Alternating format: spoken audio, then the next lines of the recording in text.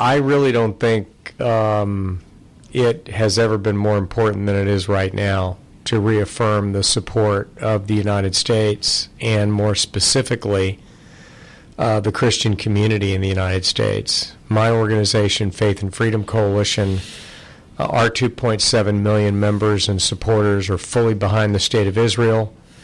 We've been lobbying Yoki in Congress for the immediate passage of a military aid to Israel, and not just a military package to allow Israel to finish what it started after the attacks of October 7th, but we've also called on Congress on a bipartisan basis to strike at what is the head of the snake, and that is the leading state sponsor of terrorism in the world today, Iran, because they're really the cause of all of this. I mean, whether it's Hamas or Hezbollah or Islamic Jihad or any number of the Houthis in Yemen.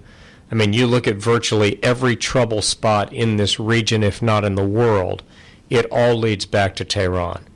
So we, for example, have been lobbying for reimposing through congressional action the sanctions that the Biden administration weakened when they came into office, doing things to cripple their oil program, things of this nature.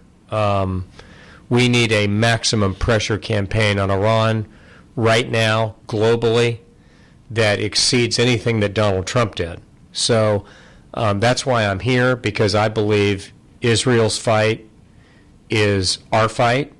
Israel's enemies are America's enemies. The same people who chant death to the Jews chant death to America. This is a civilizational struggle.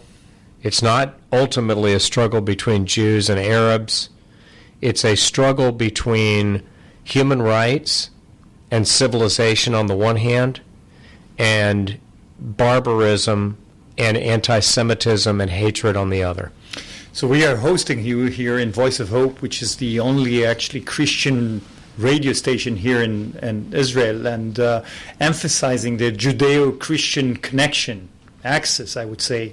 So what kind of message you think you can bring to the Christians here all around Israel and the Arab countries from the United States?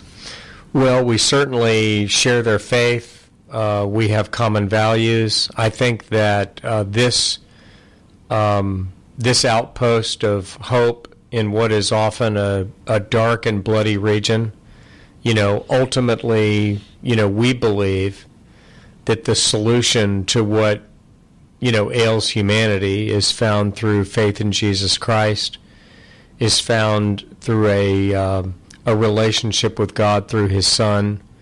And I'm really thrilled that this radio station is here. I know that it's reaching millions of people throughout the region in multiple countries, and even has international reach.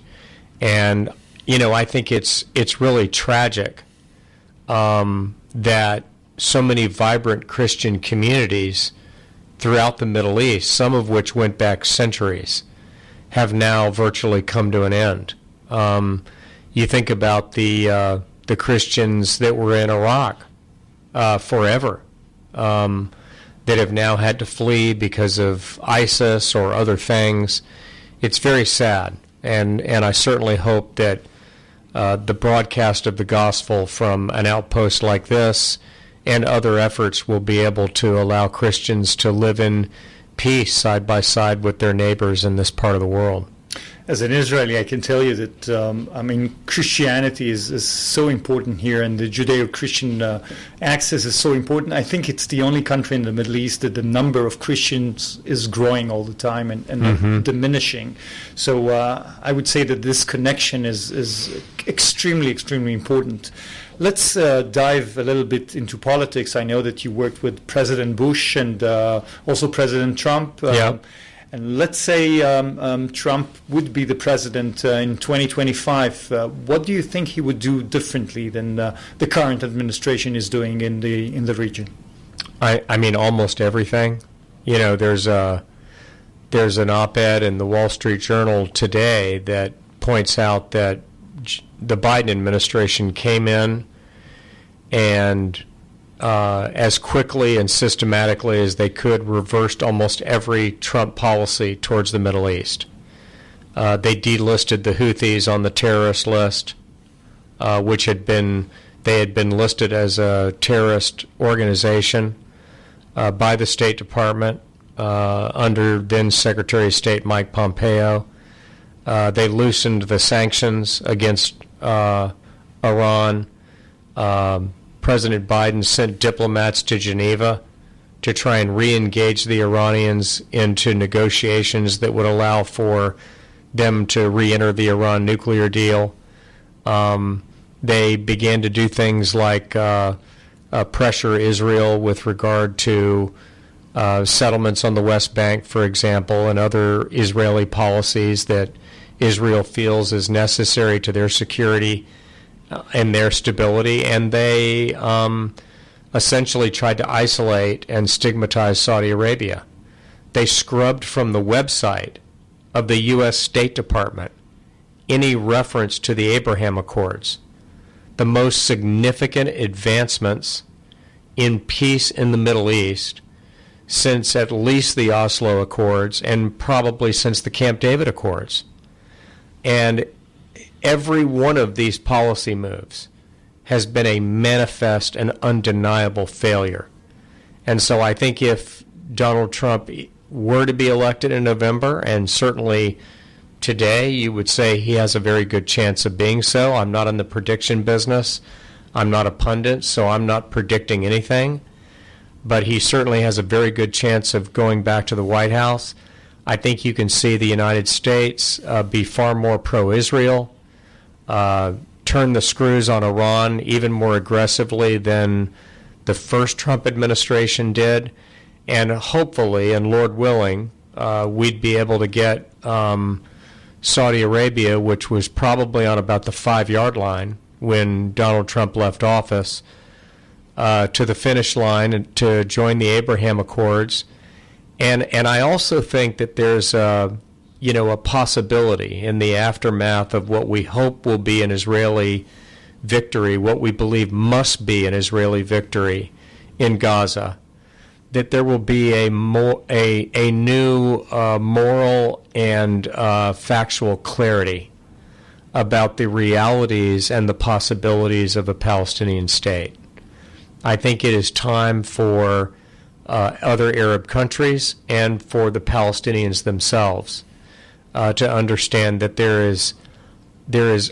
it is highly unlikely to the point of being impossible for there to be a Palestinian state if it is not truly democratic, transparent, free from any taint of terrorism, and free from corruption. Today, that is not really a possibility.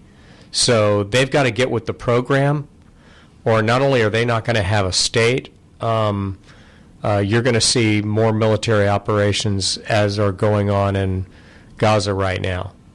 So looking inside the United States, I see the wave of anti-Semitism right now growing in the United States. And what do you think, as a leader of such a huge Christian community, should be done in the United States in order to stop that and change completely the course of anti-Semitism in the United States? You know, Yoki, it's a very sober and frightening reminder that even though we have said ever since the Holocaust, never again, it's a reminder that it could easily happen again.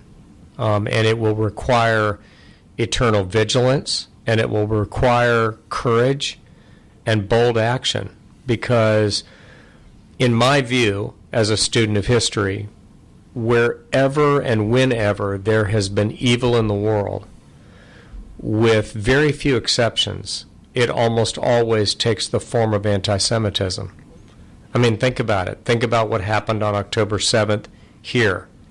Think about the war on terror. Think about the rise of Hitler and Nazism and fascism, or Soviet communism. Every one of these forms of depravity and evil contained a very strong element of anti-Semitism. The reason for that is because, as George Gilder wrote in a book which I highly recommend to anyone who's interested in this topic, called The Israel Test.